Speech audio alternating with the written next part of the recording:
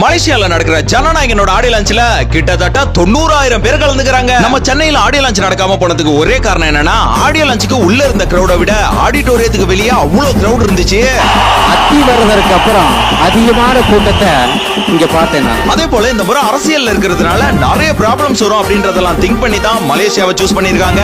இவ்வளவு பிரம்மாண்டத்தை இன்னும் பிரம்மாண்டமாக்க இந்திய சினிமாவோட ஜாம்பவான்கள் தளபதி பட இயக்குனர்கள்னு மிகப்பெரிய நட்சத்திர பட்டாலுமே இந்த ஆடியோ லான்ச்ல கலந்துக்க போதுங்க. அதுலயும் அனிருத்தோட கான்செப்டும் இந்த ஃபேர்வெல் டான்ஸும் அந்த ஸ்டேடியத்தையே சும்மா ஜொலிக்க வைக்க போதுங்க. அடுத்து அட்லி நெல்சன் லோகேஷ் இவங்க என்ன பேச போறாங்க, அடுத்து எச் வினோத் அவர்கள் படத்தை பத்தி என்ன பேச போறாரு அப்படின்றதுதான் மிகப்பெரிய எதிர்பார்ப்பு.